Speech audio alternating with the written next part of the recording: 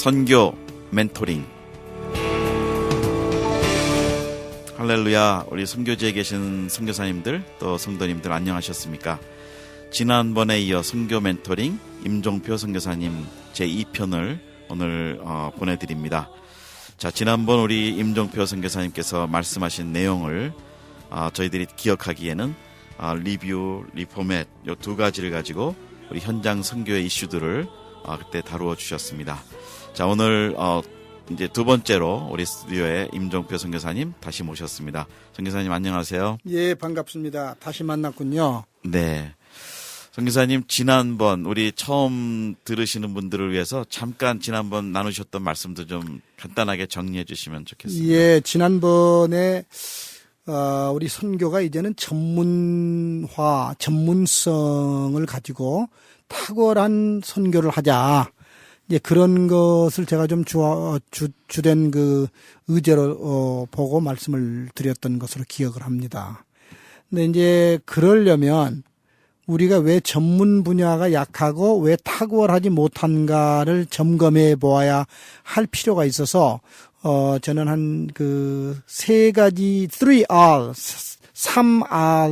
3R를 얘기를 하고 있는 중인데 그 첫 번째가 우리 선교를 좀 리뷰해보자. 그 말은 과거를 좀 돌아보자. 무엇이 문제고 어디에서 펑크가 났고 왜 그랬는가. 그런 것들을 한번 간략하게 더듬어 보았습니다. 근데 이제 리뷰만 하고 있으면 비판으로 그치는데 네. 이 리뷰를 그 다음 단계로 뭐였죠? 네, 리포맷 하는 거죠. 네. 초기화로 돌아가서 불필요한 건 프로그램 빼버리고 새로운 프로그램 갈아넣고 그 다음에 하드웨어 중에서 고장난 부분들은 좀 부품도 좀 새롭게 하고 그렇게 해서 좀 그 포맷을 좀 다시 만들어 보자.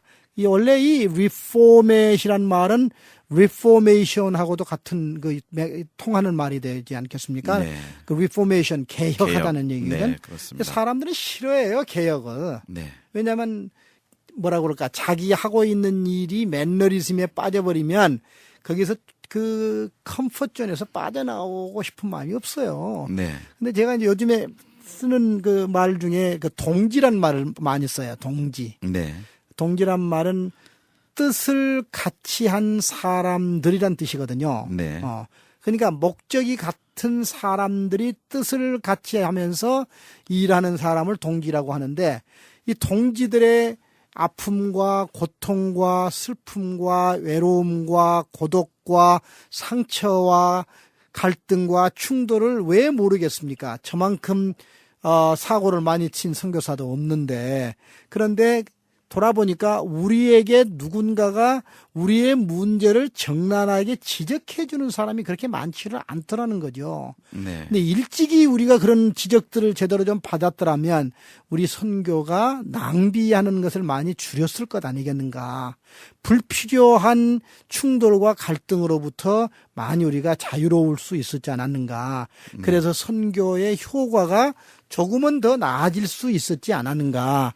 근데 요즘 지금 우리가 진단을 해보면, 아시는지 모르겠는데요. 그 선교의 그 지금 알람이 지금 켜져 있다고 그래요. 네. 그것도 한국의 뭐 아주 그 가장 유수한 선교사 훈련원이 작년인가? 금년에 선교사 훈련원 후보생을 봤는데 한 사람도 인터뷰 없이 그냥 모두 다 합격을 시켰대요. 아, 그렇군요. 근데 선교 훈련원은 상당히 그 훈련원으로 들어가기가 쉽지 않은 그런 곳이래요. 네. 그 다음에 한국에서 있던 그 선교 무슨 그런 그 대형 집회가 네. 작년에는 4,000명이 보통 회비를 내고 등록을 하는데 2,600명 정도가 등록을 했다는 거죠. 그러니까 네. 한 1,400명이 지금 줄어들었다는 거거든요. 네. 그다음에 모 교단의 선교사 훈련원에 그 훈련을 받으러 온 평균 연령이 42.7세랍니다. 네. 이런 것들을 보면서 이 필드에 몸담고 있는 현역 선교사로서 대관절 이게 뭐냐. 네. 이게 이 선교에 불이 지금 켜져 있는 것 아니냐. 그러니 빨리 우리가 우리의 문제를 진단을 하고 다시 말해서 리뷰하고 아까 말씀을 드렸던 리포맷을 해야 되지 않겠느냐. 네. 그런 거란 말이죠. 그러면 이 리포맷을 하거나 리뷰를 할 때 지금 해야 결과는 한 5년 후 정도면 나타날 것 같은데요. 시기적으로. 뭐 빨리 한다고 그래도 과연 지금 그런 시기적으로 이것이 좀 급하다고 아주 급한 그런 필요를 지금 이렇게 말씀 듣다 보니까 저도 느끼게 되는데요. 그러면 현장 선교사님들 중에 이런 부분에 이렇게 동의하고 계시는 분들이 실제로 또 많이 계셔야 이게 시행이 될 수 있는데요. 어떻게 보시는지 현장 선교사님. 제가 보기에는 선교적 개념을 분명히 하고 있는 현장에 깨어 있는 선교사들은 상당히 동의하고 있다고 저는 믿고 있습니다. 네. 제가 리서치를 해보니까 10명 중에 9명이 필드 선교사에게 있어서 가장 절실한 필요가 뭐냐, 다시 말해서 펠트 니드가 뭐냐 그렇게 물었더니 케어라고 말했습니다. 네. 돌봄이라고 말했습니다. 근데 케어라고 하는 거는 그냥 뭐 기도해서 힐링이 하는 그런 케어는 아주 초보적인 거고 네. 일부분에 속한 거고 네. 그러니까 내팽개쳐 버려진 이 파라슈트를 타고 공중에서 낙하해서 현장에 투입된 선교사들이 거칠어지고 무뎌지고 동기를 잃어버리고 그다음에 만신창이가 되고 이제 그런 사람들을 가까이서 케어하는 방법 중에 하나는 나는 선교사 연장교육, 재교육이라고 생각을 합니다. 네. 그걸 지난주에 제가 말씀을 드렸던 것으로 네, 기억을 네. 하는데요. 이 재교육을 빨리 하면 할수록 한국 선교는 다시 밝아질 것이다. 저는 그렇게 생각을 해요. 네. 그런데 최근에 제가 모 신학교에서 선교학을 가르치고 있는 교수하고 대화를 하는 동안에 이런 얘기를 들었습니다. 임 목사님, 우리 교단 선교사들을 파송하는 것을 한 2년이나 3년 유보를 하고 네. 선교사들을 제대로 좀 교육을 시키면 어떻겠습니까? 네. 그래서 제가 가만히 듣다 보니까 이런 개념이 있는 교수도 있구나. 네. 상당히 기분이 좋았어요. 네.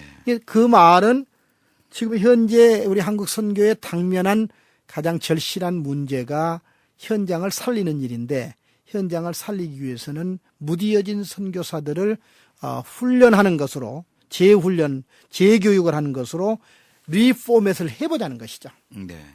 네.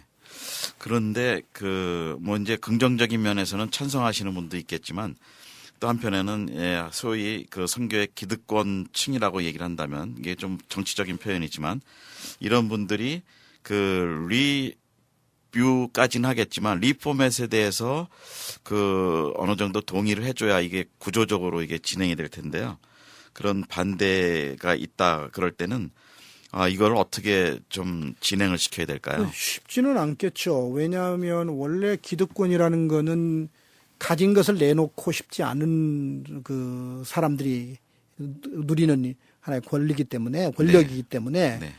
이제 그 쉽지는 않을 거예요. 그러나 저는 그런 분들도 한국 선교를 걱정하는 면에 있어서는 그 인색하지는 않을 것이다.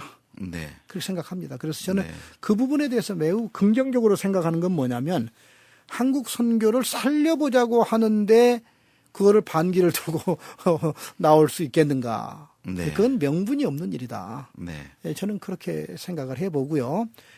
근데 사실은 그분들이 먼저 1차 대상이 되었으면 좋겠어요. 네. 그런데 이제 오늘 지난번에도 이슈를 다뤄주신 건데 현장 선교사님들의 전문성과 탁월성 이것이 이제 리뷰와 리포맷을 통해서 이제 다시 만들어져야 되는데 그동안 우리 일반적으로 선교사님들이 시간은 뭐 20년 이상 되신 분들이 이제 중견 선교사님들이 많이 계시는데 일반적으로 보실 때 그 전문성이나 전문화된 정도는 지금 어느 정도라고 우리 한국 선교의 그 전문성은 어느 정도라고 보시는지요? 근데 그거를 제가 뭐라고 그럴까요? 아세스 하기는 네. 그렇게 쉽진 않고요. 네. 또 건방지고 잘못하다가는. 네. 근데 이제 이렇게는 얘기를 할 수 있을 것 같아요. 제가 이번에 지금 글을 쓰고 있는 것 중에 하나가 한국 선교의 그 현지 이 사역의 이양 문제를 지금 제가 글을 하나 쓰고 있는데요. 네. 그거를 쓰다가 보니까 지금 봉착되어 있는 문제가 뭐냐면 이양을 한다면 뭘 이양을 할 건가? 네. 근데 사역을 이양할 건데 사역이 그러면 이양할 사역의 내용이 뭔가? 무슨 말인지 이해가 네. 되십니까? 네. 네. 거기에 지금 절벽에 와 있는 거예요. 네. 근데 이양할 거는 있어요. 뭐냐면 건물 같은 거는 이양을 할 수가 있어요. 네. 근데 그 건물 안에 담겨져 있어야 할 사역을 이양을 한다는데 그 사역을 어떻게 이양을 할 건가?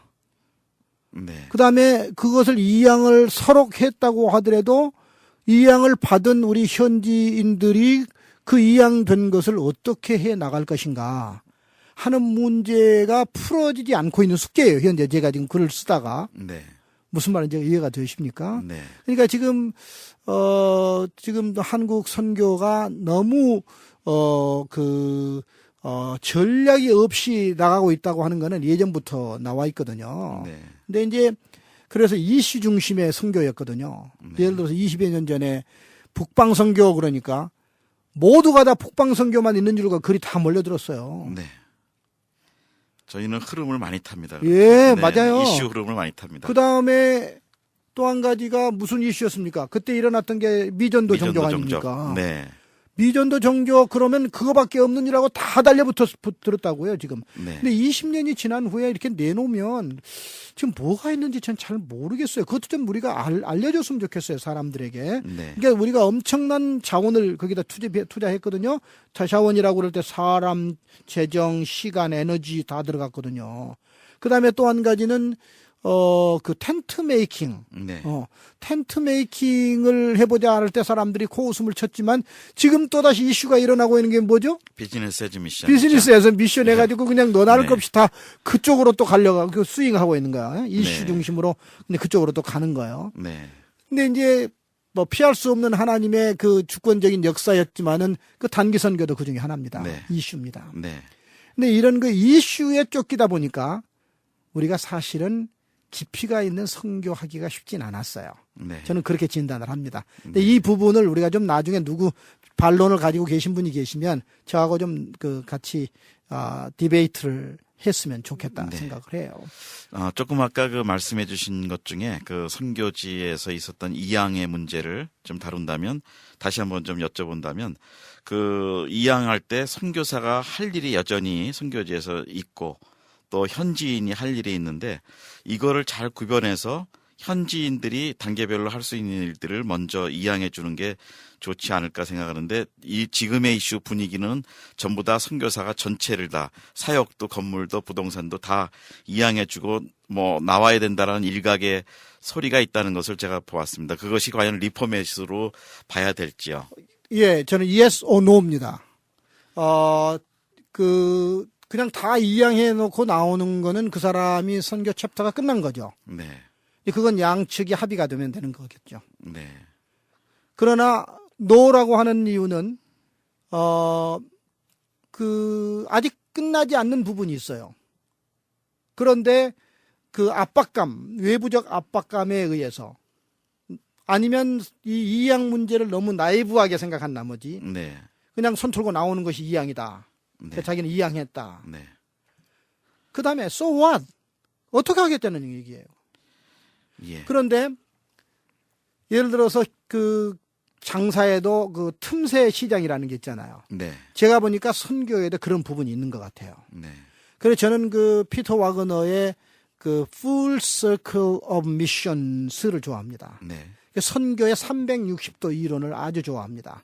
1979년에 On the Crest of the Wave라고 하는 책을 쓰셨는데 거기 한 챕터를 피터 와그너가 그 부분을 할애를 했는데 마지막 360도, 그러니까 271도에서 360도까지 90도를 쉽게 말하면 선교사가 해야 할 또 하나의 일 중에 하나가 그게 뭐냐면 현지 선교 인력을 일으켜서 네.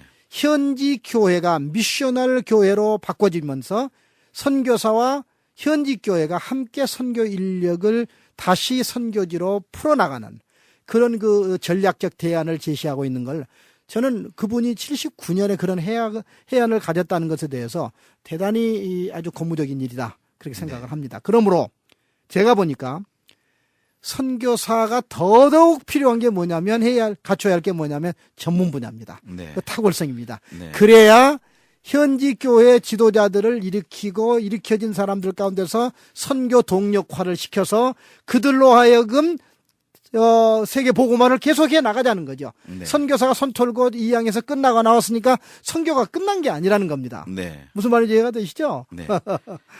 자, 그런데 그 선교 역사를 이렇게 들여다본다면 우리 특히 아프리카 같은 데는 그 서양 선교사님들이 많이 기초를 닦았었잖아요. 근데 과연 선교사님들이 떠나기는 하지만 그 이양의 이슈들을 잘 해결하고 떠났는지 현장에서 보셨을 때는 어떠셨는지요? 그게 지금 우리가 또 다시 주목을 하고 다루어야 할 문제인데 아마 제가 첫 번째 부분에서 말씀드렸던 것 중에 미션 모라토리움을 제가 지적했던 것으로 기억을 하는데 네. 그러니까 미션 모라토리움이 가져온 좋은 점도 있고 그다음에 병폐도 많습니다. 네. 그다음에 미션 모라토리움을 지적하는 지도자들 가운데서 논했던 지도자들 가운데 다들 찬성하는 건 아닙니다. 네. 그런데 그 이유 중에 하나가 제가 보기에는 현지인들이 쉽게 말하면 선교사가 철수하고 난 후에 챙길 수 있는 그런 이런 얘기를 해서 죄송한데 전리품들이 상당히 있었습니다. 네. 네. 근데 그거를 매니지하고 그거를 잘 오퍼레이션 할 수 있도록 선교사들이 쉽게 말하면 디사이플링을 하질 않고 넘겨준 예가 참 많습니다. 아프리카 같은 경우에는. 네. 네. 네. 근데 한국은 달라요. 네. 한국은 오히려 선교사들이 남겨놓고 간 것을 현지 교회가 엄청난 발전으로 엄청난 재산 증식을 한 거죠. 네. 현재로 보면. 네. 근데 아프리카는 거의 폐허가 되다시피 만들어버리고 말았습니다. 네. 저는 이 연유도 우리가 눈여겨보아야 할 것이다. 네. 그것이 뭐냐면 선교사가 더더욱 전문 분야, 네. 탁월성에 네. 일가견을 가져야 될 것이다. 그러니까 하버드 비즈니스 스쿨에서 가르치지 않는 것들만 우리가 알고 있지 선교사들이 기도하고 전도하는 건 가르쳤지만 어떻게 미션을 아니면 교회를 매니지하고 오퍼레이션하고 리더십을 구사하고 하는 부분은 제대로 가르치지 않은 부분이 제가 30여 년 동안 아프리카에 몸담고 있으면서 목격한 현실입니다. 네. 근데 선교사님 제가 이제 이렇게 몇 분 우리 초기에 나가신 우리 리더 선교사님들을 좀 뵈면 전문성을 사실은 나름대로 많이 이렇게 가지시고 지금 사역에 임하시고 좋은 열매들을 지금 맺고 계시는 분들을 제가 개인적으로 알고 있습니다. 근데 우리 임종표 선교사님도 또 그런 실예를 제가 이렇게 가지고 계신 것을 알고 있는데요. 좀 선교사님의 사역 중에 한 부분, 여러 사역이 큰 사역들이 동부 아프리카 여러 나라에 이루어지고 있지만 그 중에 좀 대표적인 전문성 사역을 한번 좀 소개해 주실 수 있다면요. 예, 사례를 얘기를 하려면 왜 그것을 하지 않으면 안 되었는가 하는 원인을 규명해야 될 겁니다. 네. 세상을 떠나신 폴 히버트가 선교를 시대적으로 이 세 가지로 구분을 하셨어요. 네. 19세기 선교사들은 선교의 초점, 이 포컬 포인트가 뭐였냐면 사람의 비헤이비어를 바꾸는 것에 초점을 맞췄다. 네. 행동. 네. 20세기 선교사들은 어디에다가 초점을 맞췄냐면 사람의 belief system, 네. 신앙 체계를 네. 변화시키는 부분에 초점을 맞췄다. 그러면 21세기 선교사들이 초점을 맞추고 해야 할 선교가 뭐냐? 그분은 worldview change라고 그랬습니다. 네. 세계관을 변화시켜야 된다. 네. 그러니까 19, 20세기의 선교가 어떤 어느 정도의 성과를 크리스찬니티를 성과를 얻었지만 네. 마지막 세계관을 변화시키는 부분에 대해서는 그들이 결정적인 역할을 못했다. 네. 그러면 세계관을 변화시키기 위해서는 내가 보기에는 엄청난 대가를 지불하지 않으면 안 된다는 거죠. 네. 그게 뭐냐? 전문성이고 네. 그게 나는 탁월성이다. 네. 아, 그러면 우리 선교사님이 지금 전문성으로 이제 개발하고 계셨고 또 지금 하고 계시는 사역 중에 그 교육 사역이 예, 바로 이제 그 있으시죠? 얘기를 조금 네. 얘기를 해야 될 것 같은데, 그 사례죠. 네. 저는 이제 선교를 쭉 해오면서 정리가 되기 시작한 거예요. 선교가 뭐냐? 그러니까 이 베이직, back to the basic으로 돌아간 거예요. 네. 그 선교가 뭐냐라는 질문에 봉착했을 때 단답형으로 대답하면 선교는 사람이다. 네. 그러니까 예수님이 가장 초점을 맞춘 게 사람이었어요. 네. 그래서 people first였어요. 아마 제가 네. 전반부 얘기를 했던 걸로 기억을 네. 하는데 네. people first. 이 사람이 먼저단 말은 사람이 행동도 변화되고 내면 빌립 시스템도 변화됐지만 그 사람이 믿고 있는 신앙 체계만 가지고 세상을 변화시킬 수 없으니 세상을 보는 눈을 크리스천 월드뷰로 바꿔야 된다는 거죠. 네. 그러려면 뭐냐? 나는 교육이라고 생각했어요. 네. 그리고 또 한 가지 같이 갈 게 뭐냐면 교회라고 저는 생각했어요. 교회가 사람이니까. 네. 그러니까 여기에는 수많은 그 미션을 위해서 미션스가 필요하단 말이에요. 네. 여러 가지 사역들이 우리 미션은 하나밖에 없단 말이죠. 네. 교회에게 주신 주님의 미션은 땅끝까지 이르러 복음을 전하는 증인되는 일이에요. 네.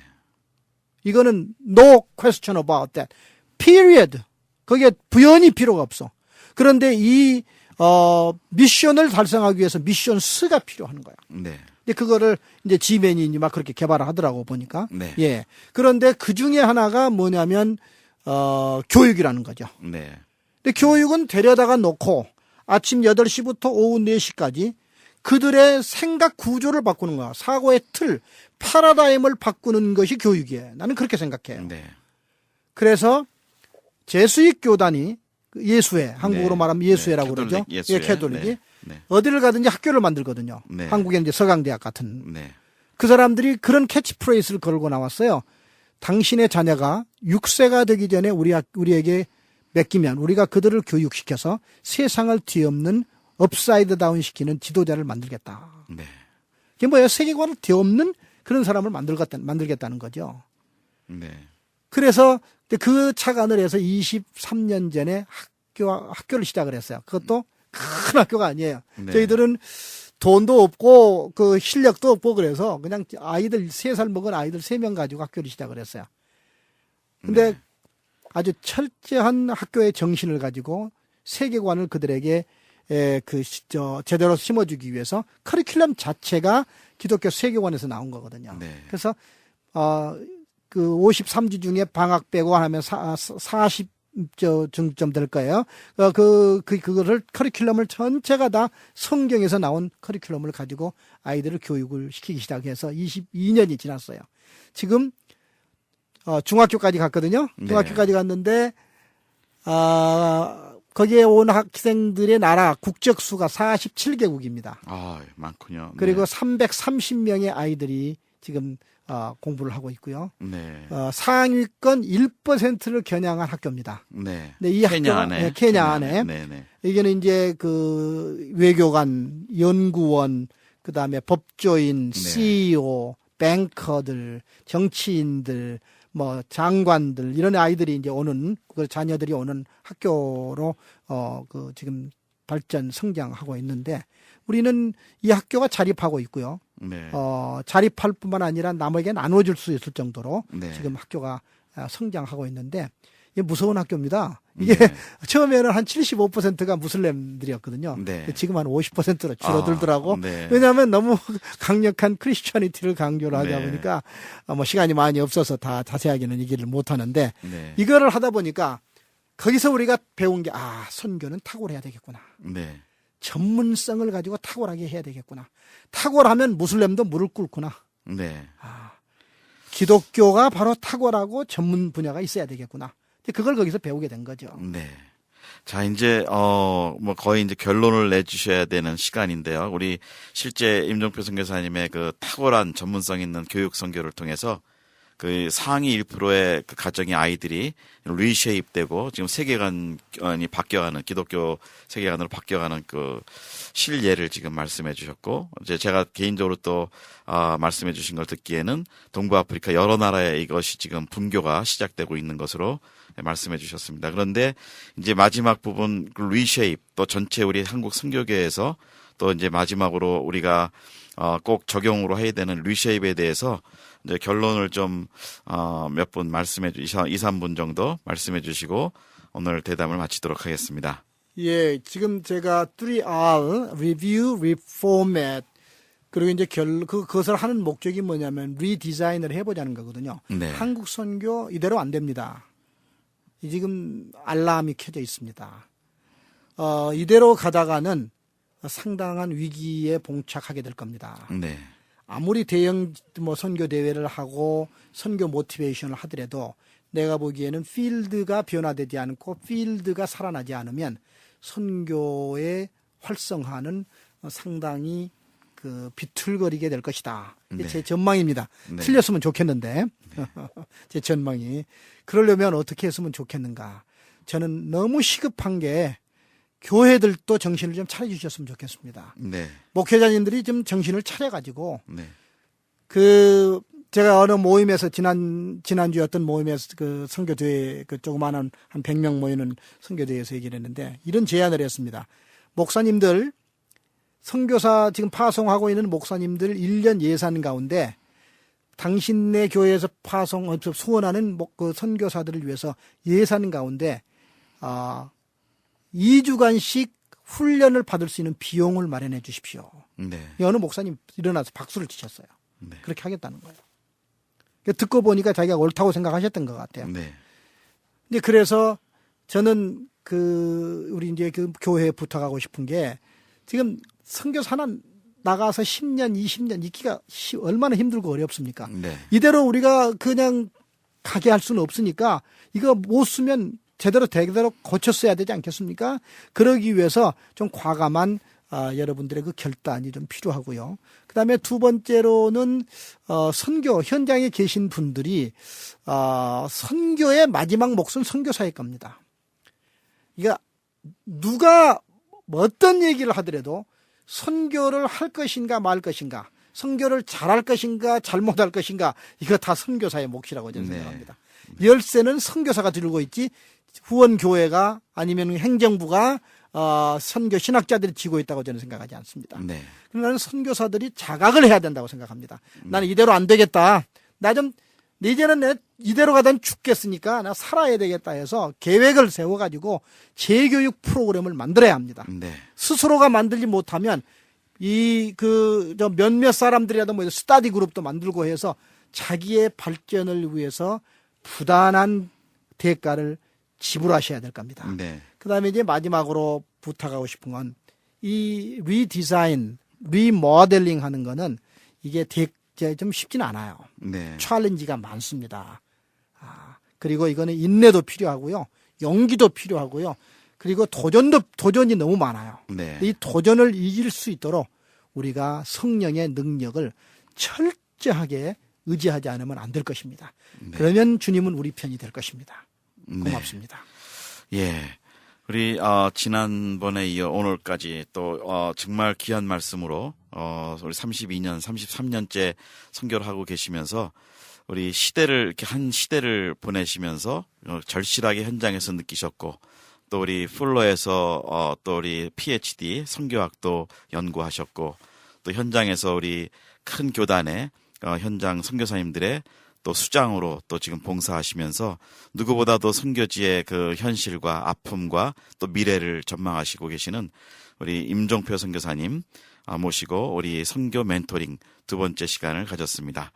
우리 임종표 선교사님 두 번 시간에 정말 귀한 말씀으로 선교 주셔서 너무 감사드립니다. 고맙습니다. 네, 우리 선교사님들 또 성도님들 오늘 지난번에 이어 오늘까지 말씀하신 선교의 리뷰, 리포맷, 또 리쉐입 이 세 가지가 앞으로 우리 선교에 갈 일이라고 이렇게 말씀해 주셨습니다.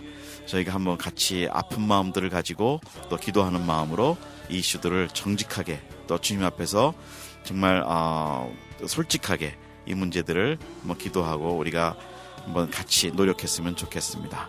예, 저는 진행의 지면의 김정한 선교사였습니다. 다음에 뵙겠습니다. 안녕히 계십시오.